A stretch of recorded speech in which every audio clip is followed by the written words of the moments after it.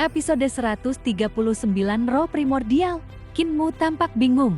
Ia baru saja menyempurnakan teknik persatuan 6 arah dan memasuki kondisi pemahaman, lalu tanpa sadar membawa jiwa dan embrio roh Ling Yuxiu ikut terbang. Ia tidak yakin apakah itu yang disebut roh primordial. Ling Yuxiu pun menjelaskan dengan tenang, roh dan jiwa adalah dua hal berbeda. Roh adalah embrio roh, sedangkan jiwa adalah jiwa itu sendiri. Ketika embrio roh terbentuk dan jiwa menyatu dengannya, barulah lahir roh primordial. Sebagai orang yang sudah berada di puncak alam 7 bintang, Ling Yuxiu mulai menjelaskan lebih dalam. Roh primordial adalah hasil penyatuan jiwa dengan embrio roh, membentuk kesadaran dewa di dalam tubuh manusia. Setelah itu, ki vital akan berubah menjadi esensi roh primordial. Ia melanjutkan, di alam 6 arah memang sudah ada tanda-tanda roh primordial, tetapi ia baru benar-benar matang setelah memasuki alam makhluk surgawi. Saat itu barulah roh primordial bisa menjelajah dunia tanpa batas. Kalian berdua baru saja memasuki 6 arah, jadi seharusnya belum bisa melakukan itu. Kinmu dan Ling Yuxiu saling berpandangan, sama-sama terkejut. Mereka tidak memahami bagaimana roh primordial mereka bisa keluar dari tubuh begitu saja. Ling Yuxiu menghela napas. 6 arah meliputi surga, bumi, timur, barat, utara, dan selatan. Itu juga merupakan penyatuan tubuh, kehendak, ki, jiwa, roh, hingga hubungan dengan langit dan bumi. Setelah semua itu menyatu, barulah fondasi roh primordial terbentuk. Ia menatap keduanya dengan serius. Tanpa penyatuan itu, roh primordial yang keluar bisa tersesat dan tidak menemukan kembali tubuhnya. Mendengar itu, Kinmu dan Ling Yuxiu bergidik. Mereka baru sadar betapa berbahayanya pengalaman tadi. Untung kakak datang tepat waktu, kata Ling Yuxiu lega. Kalau tidak, kita bisa tersesat selamanya. Ling Yuxiu mengabaikan kebingungan itu dan melanjutkan, hal seperti ini akan sering terjadi di tahap lebih tinggi. Setelah mencapai alam surgawi, roh primordial bisa menjelajah dunia bahkan alam semesta. Ia lalu mengalihkan pembicaraan. Imperial College mengajarkan semua dasar ini. Kalian sebaiknya belajar lebih banyak di sana. Sekarang, Shen Yuxin sedang menuju pabrik di prefektur Mel untuk meningkatkan produksi.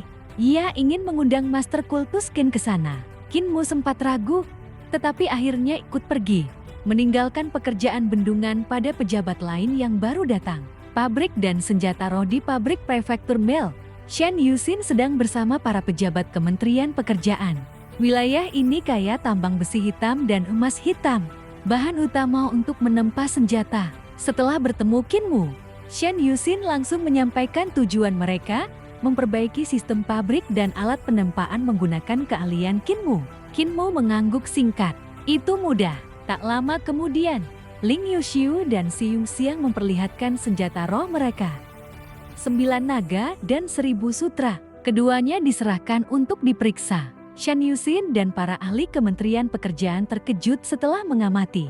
Kedua senjata itu berubah bentuk dengan kontrol yang sangat halus dan presisi luar biasa. Setelah pengamatan panjang, Shen Yuxin berkata dengan serius, senjata ini sudah sempurna. Tidak bisa ditingkatkan lagi oleh kami. Si Yongxiang terkejut.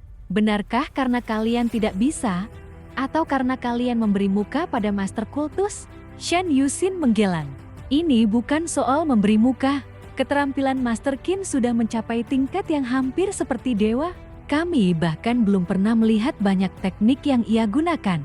Ia menambahkan, bahkan tungku pil kapal Fin Yung Xiao dibuat olehnya. Dalam hal penempaan, dia bisa disebut yang terbaik di dunia. Semua orang terdiam. Kinmu segera merendah. Itu terlalu berlebihan. Aku hanya belajar sedikit teknik penempaan. Ia lalu menambahkan santai, paling tidak aku nomor 2 di dunia. Yang pertama adalah kakak bisu dari dasaku. Pernyataan itu membuat Shen Yuxin semakin kagum dan justru semakin menghormatinya. Pabrik, mesin, dan keajaiban teknik setelah itu. Kinmu mulai membantu perancangan ulang pabrik.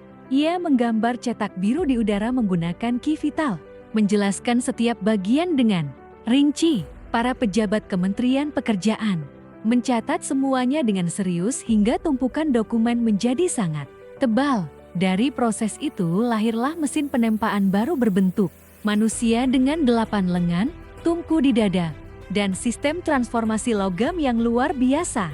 Mesin itu mampu memalu, memotong, dan membentuk logam dengan tekanan sangat besar. Pabrik pun berubah menjadi pusat aktivitas besar. Suara tempa dan api tidak pernah berhenti. Ling Yushu yang menyaksikan semuanya merasa takjub. Ia bahkan berkata ingin bergabung dengan Heavenly Double Call. Namun Kinmu menatapnya dan menjawab tenang, perdamaian abadi bukan tanah airku. Aku berasal dari reruntuhan besar. Ia melanjutkan dengan tegas. Jika kau ingin menjadikanku pembimbing kekaisaran, kau harus memiliki keberanian untuk melawan pandangan dunia lama dan benar-benar mengubah keadaan rakyatmu. Ayahmu berani melakukan itu. Kau sendiri, apakah kau mampu? Pertanyaan itu membuat Ling Yushu terdiam. Ia akhirnya menyadari bahwa dirinya belum memiliki tekad sebesar itu. Dan dalam hatinya, ia juga mengerti satu hal. Bukan Ling Yushu yang tidak pantas untuk Kinmu, tetapi justru dirinya sendiri yang belum cukup kuat untuk berdiri sejajar dengannya.